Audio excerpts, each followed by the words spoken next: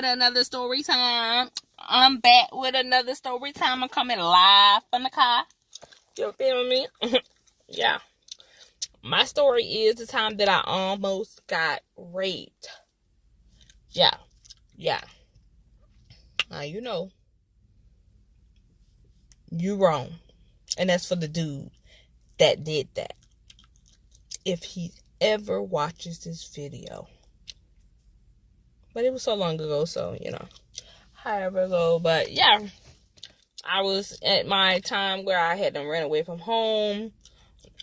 I mean, my dad got into it. I left home. I used to stay with, like, 3 of my friends, 3 different houses. But the time where I was hard-headed and I was out on the streets, I used to stay up all night. Didn't have nowhere to lay, though, nothing to eat, nothing to drink. And I ended up, because I was in St. Petersburg, Florida at the time, and I ended up one day going to a complex. And I seen, you know, some dudes hanging outside, you know. I didn't have nothing to do, so I was like, let me go over here. And I was like, you know, I get along with dudes. A lot of times, you know, either they're going to talk to me or they're not going to talk to me, because I was young. I think I was like 13 or 14 years old at the time. But, you know, they was cool. You know, I sit on the stairs. Then everybody started coming around, talking and seeing who I was. I played it off because, like I said, I did not disclose to them that I was homeless or I wasn't living there or nothing like that. You know what I'm saying? Because sometimes people can take advantage of you knowing those things. So I was like, I'm not going to tell anybody that. So it was some random dude that came outside. I guess he lived on a downstairs apartment, and they knew him because, you know, they lived in the complex too. And they had ended up seeing him, and they was like, what's up? You know how dudes is when they see each other, like, what up, bruh? You know, what you doing, bruh? And he was like, oh, my old lady finna go to work. You know, he was bringing her downstairs to the car. Mind you, him and her had a baby because he had the baby in his hand. He was going to be the babysitter while she goes to work and stuff like that. So that's a red flag right there anyway, you know. To be honest, I feel like niggas that sit up in the house and let their female work for them, you're not a man. Period. You don't have no man tendencies or brain cells in your brain to do anything right. So, yeah. So, I ended up,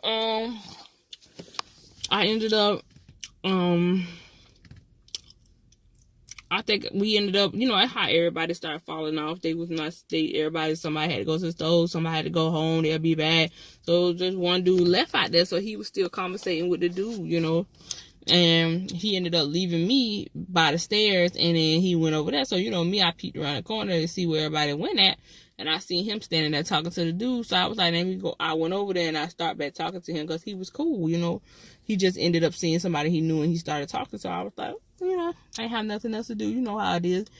So the dude was standing there. So me stood there for a minute. They was talking. And, you know, I introduced myself. I was like, hey, how you doing? Blah, blah, blah. And then eventually I was like, can I have something to drink? Because my mouth was so dry. Like, I was dying, you know. So I was like, can I get something to drink? And please, a lot of times people don't ask strange people for things.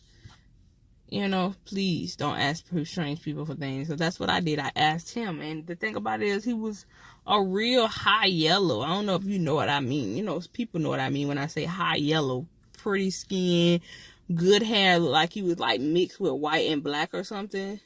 Or maybe his people was mixed with it. I don't know. But, you know, but he was still a dude, you know, a nigga. Like, I think he had dreads too. And he was okay, you know, like I said, I was going through my own problem. I wasn't looking for nobody to be with or talk to. Talk to like that. I was just talking to them for the meantime because I didn't have nothing else to do that day. I would have been up all day doing nothing but walking around, you know. So he was like, yeah, you can have something to drink. So he stood right there. And I think it was so long ago. I think he either came outside and told me, come here, you can come get the water, because he left the door open while he went to go get it. Or I think he took too long, and I ended up knocking on the door and asking him, was he still gonna give me the water? And he ended up telling me to come in and get it or whatever. Either way it go, one of the two, it was end up being inside his house, but his door was open. By that time, the other dude ended up walking off. I don't know if he seen another one of the dudes, came back from the store or something. He went back by the stairs, stand over there while I was still over there trying to get water. So I get inside. As soon as I step in, he shuts the door. Mind you, that's why I don't like people to walk behind me.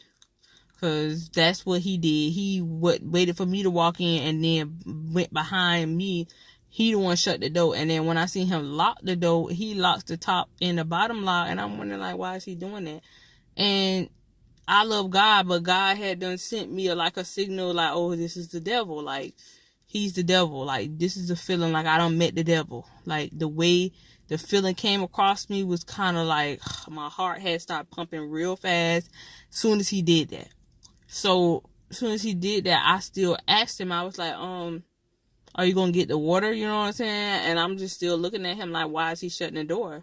And he was like, yeah, I'm gonna get the water, but first this and that. So he went and started like he want to snatch on me, and I was like, you can't. I'm finna try to get out of here. So he would not let me. So I ran inside like one of his rooms or something, thinking that I was gonna be able to get out some other way. I don't know. I just panicked. I just ran. And I don't know his house. He knows his house. So he started laughing like the devil. Like I said, he started laughing because he went in one room, and I guess the room was like connected with a bathroom. And when you go in the bathroom, the other door opens into the other room. Oh my God. I was like, oh my God. I stood right there and I prayed. I said, God, please.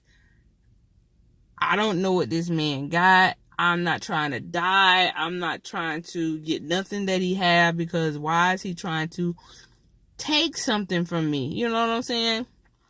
So at this point in time, he laughing, coming around. He done attacked me. I'm on the ground.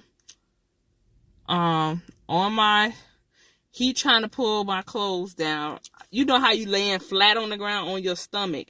He's on my back.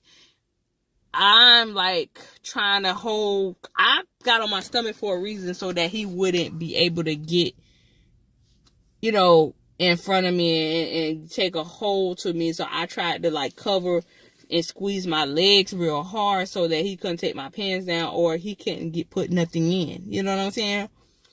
And at that time, I was a virgin too. At that time, I was a virgin. So I ended up, somehow, it was God. Because he was stink.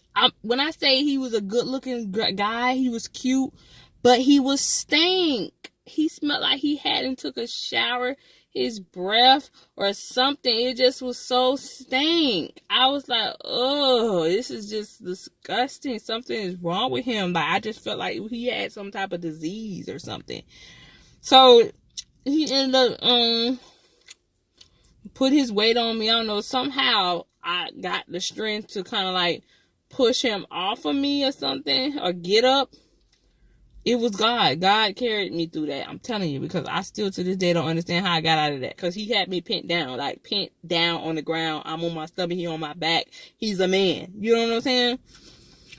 So I ended up getting up somehow, I think I ran out the room towards the thing, and I had to make a quick decision. Either try to unlock the front door or go to the back door. And then I ended up running towards the slide door, which the slide door was open. That was God. I ended up just sliding across, and I ran out. And I'm telling you, my heart had just started pumping again. Because the whole time it was pumping real hard. And when he was on top of me, it's kind of like my heart stopped. Like everything around me was like slow motion, like, you're gonna die, or you're gonna receive. And every time I heard in my mind that he was gonna rape me, or he was gonna rape me and give me something, because I said only people that do, at that time I thought only people that do things like that is because they trying to get somebody sick. They want to give somebody something that they can't get rid of, or they mad and upset. I don't want to be the person that he does that to, So that's probably what gave me like I said, God gave me the strength, but that gave me the strength to get him off of me. And I ended up running out of his house, ran to the front. Nobody knew he had did that to me. Everybody looking at me like, why you running? I ain't say nothing. I think I ended up when I ran out and I was screaming. I was like, like screaming, so because I didn't know if he was going to try to catch me. When I ran out back, because the slide door is like the back part of people's house. So when I ran out, I wanted people to hear if he was to run behind me. But the thing about it is, he must be ashamed of himself. He didn't run out. He let me run out, and he just stayed inside. That whole time, I was so, like, weak. I was weak because I was like, I could have been, like, raped just now. I was just so shocked. And I'm looking at these dudes like they don't really know what just happened to me.